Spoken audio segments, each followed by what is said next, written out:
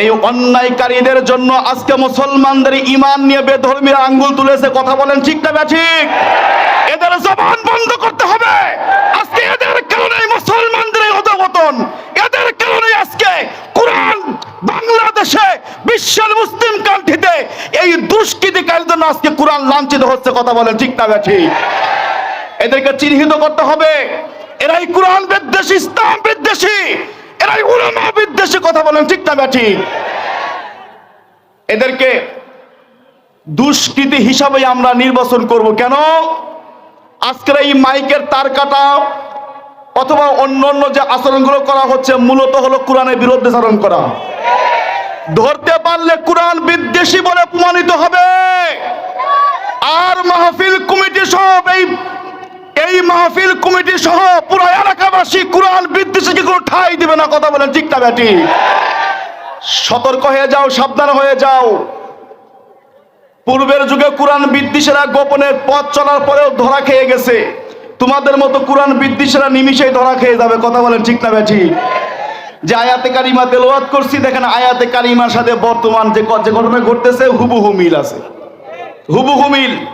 আল্লাহ পাক বললেন, ইয়া আইয়ুহাল্লাযীনা আমানু, হে ঈমানদারেরা, যারা ঈমান এনেছো, লা তাত্তাখিযুল ইয়াহুদা ওয়ান নাসারা আউলিয়া। চমৎকার কথা, কেউ অমনোযোগী হবেন না। আপনাদের কাঙ্ক্ষিত মেহমান সময় মতো চলে আসবে ইনশাআল্লাহ। আল্লাহ পাক বললেন, তোমরা ইহুদি এবং খ্রিস্টানদেরকে বন্ধুরূপে গ্রহণ করিও না। সবাই বলেন, ইহুদি এবং খ্রিস্টানদেরকে বন্ধুরূপে গ্রহণ করিও না। কথাটা কার? আওয়াজ হবে কার? বিসমিল্লাহির রহমানির রহিম।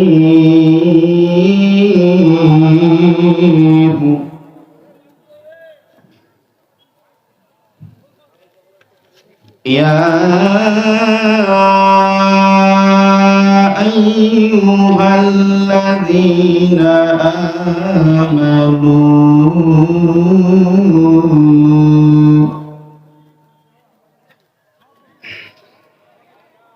লা তাত্তাখিযুল ইয়াহুদা ওয়ান নাসারা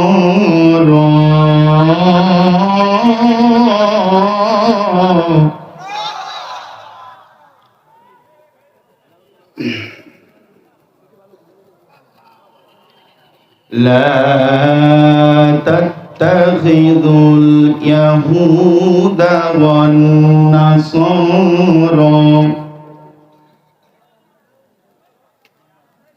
لا تتخذوا اليهود والنصارى أولياء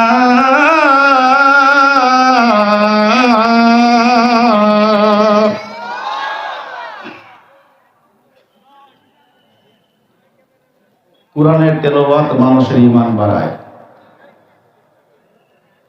আমার আপনার ঈমান যে কোরআনের তেলাওয়াত শুনে বাড়তেছে, তার প্রমাণ হবে আল্লাহু আকবার তাকবীরের মাধ্যমে। কথা বলেন ঠিক না ঠিক?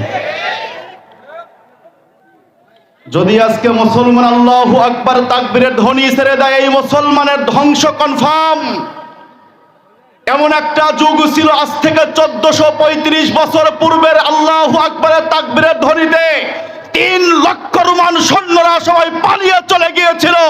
আজকে মুসলমানের তাকবীরের ধ্বনিতে আল্লাহু আকবার সমস্বরে শরীরের সমস্ত শক্তি একত্রিত করে যদি আমরা আল্লাহু আকবারের তাকবীর দিতে পারি, ভারতের মুসলমানের দিকে তাকাতে পারবে না। কথা বলেন ঠিক না ঠিক? শর্ত হলো তাকবীর হতে হবে। আল্লাহ পাক পবিত্র কোরআনে বলেছে, রব্বাকা ফাকাব্বির, তাকবীর দাও। তাকবীর হলো মুসলমানের বড় সম্বল।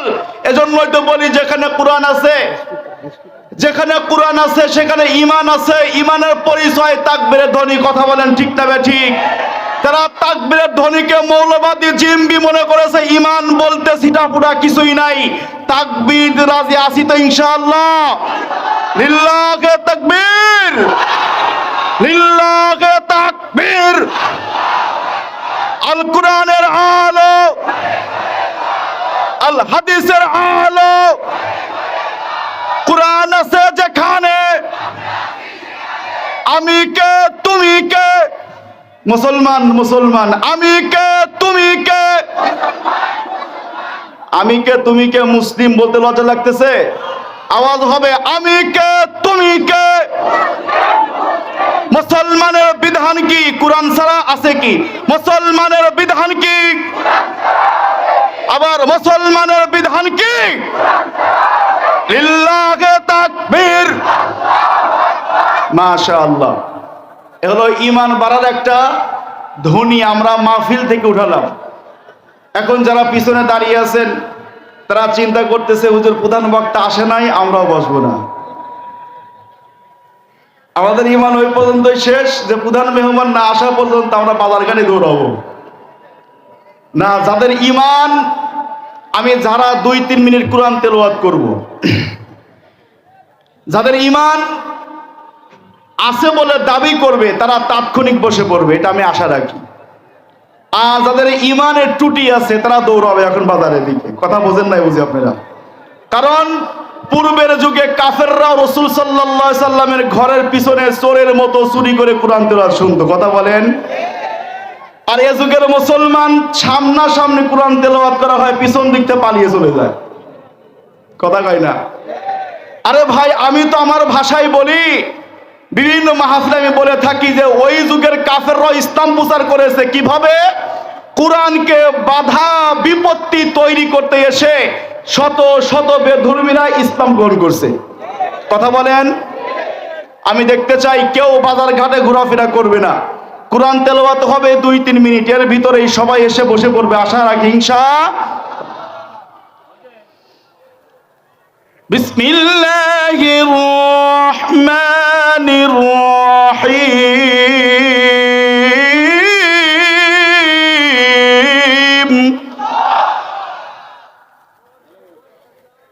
ইয়া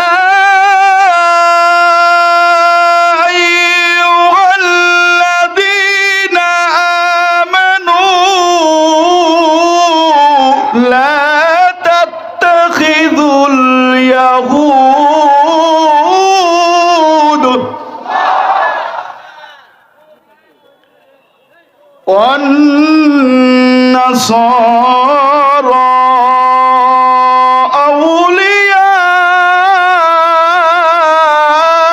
أولياء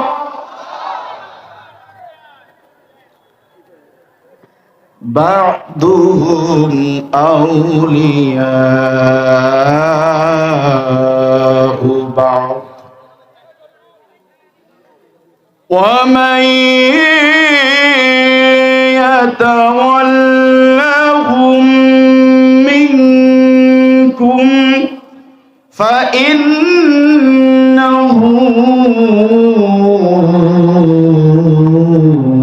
منهم। الله أكبر। إن الله لا يهدي القوم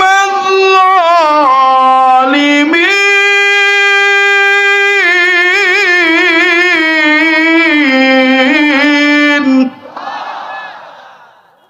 إن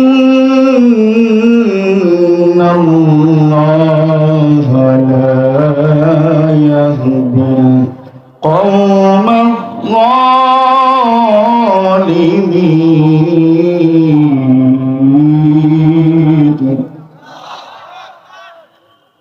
সাদাকাল্লাহুল আযীম। সকল তারিফ ও প্রশংসা আল্লাহ রাব্বুল আলামিনের জন্য, যে আল্লাহ তাআলা মেহেরবানি করে হায়াতে তয়্যিবা দান করে দুনিয়াবি সমস্ত কাজ থেকে ফারেক করে কুরআনুল কারীমের এই মাহফিলে আল্লাহ পাক আমাদেরকে আসবার বসবার, কুরআনের কিছু কথা শোনার এবং আমলের নিয়তে বসবার যে আল্লাহ পাক তৌফিক দান করলেন, সেই আল্লাহ তাআলার জন্য আমরা সবাই শুকরিয়া আদায় করে বলছি আলহামদুলিল্লাহ। লোক আন্দাজে কিন্তু আওয়াজ এখনো হয়নি। এই আওয়াজে কিন্তু বেধর্মীরা ভয় পাবে না। কোন আলহামদুলিল্লাহ। লাখো কোটি দরুদ ও সালাম আমরা সবাই দশমন্ত দুলিয়া এই মাহফিল থেকে মদিনার তরে দরুদের হাদিয়া পাঠিয়ে দিয়ে সবাই মহব্বতের সাথে অন্তরস্থল থেকে আমরা পড়ে নিচ্ছি সাল্লাল্লাহু আলাইহি ওয়াসাল্লাম। সম্মানিত উপস্থিতি, আমরা এখানকার স্থানীয় ইমাম, এজন্য আমাদের আলোচনা এখানে করা ঠিক হবে না। তবুও কমিটির পক্ষ থেকে সম্মান জানিয়ে এখানে কিছু কথা বলার সুযোগ করে দিয়েছেন, এজন্য আমি তাদের কাছে কৃতজ্ঞতা জানাই।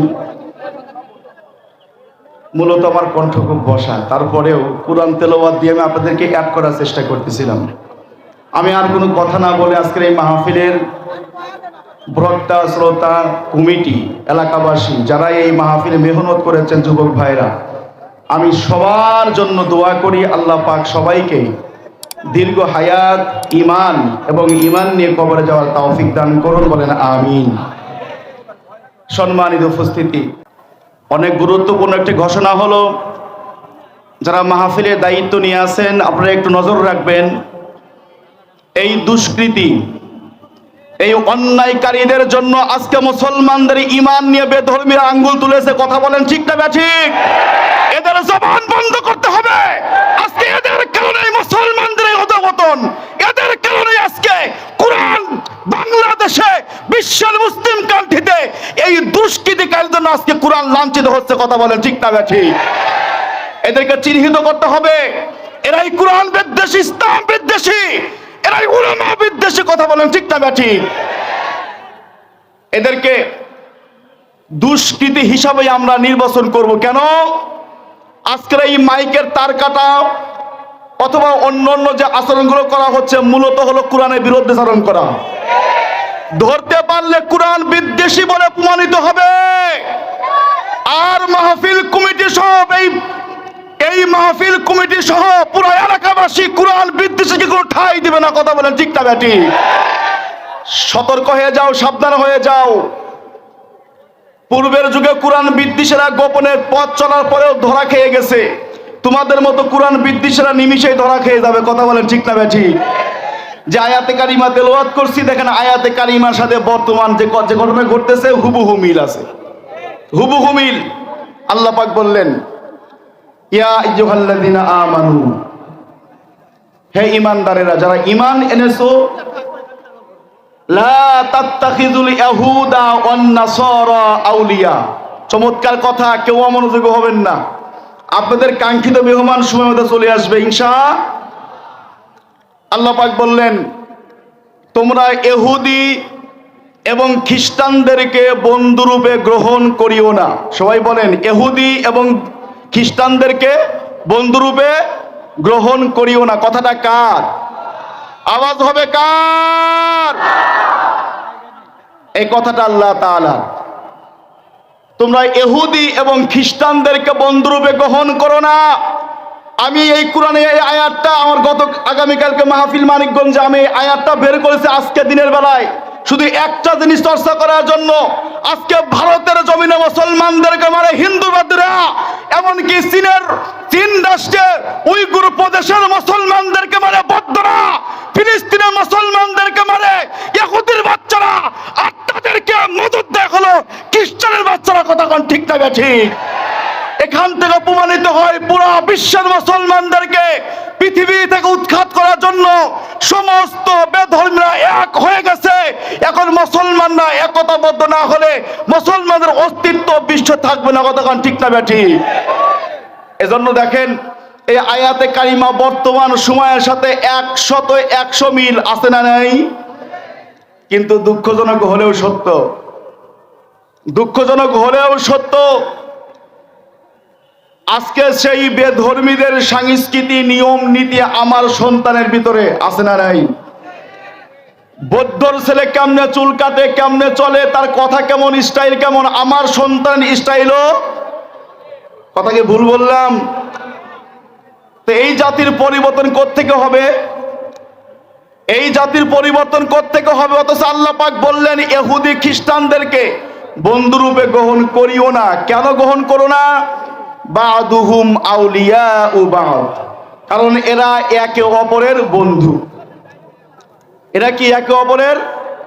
ভাই আপনাদের মনোযোগ আছে কি? মনোযোগ আছে? আল্লাহ পাক জানালেন তোমরা কেন ইহুদিদেরকে বন্ধুরূপে গ্রহণ করবে না? কারণ এরা হলো একে অপরের বন্ধু, এজন্য বন্ধুরূপে গ্রহণ করা যাবে না। যদি তাই না হবে মুসলমান, আজকে ফিলিস্তিনের জমিনে এরকম মাসুম শিশু নিষ্পাপ বাচ্চাদেরকে এরকম হত্যা করা হচ্ছে। খাবার নাই, পানি নাই, থাকার মতো কোনো পরিবেশ নাই।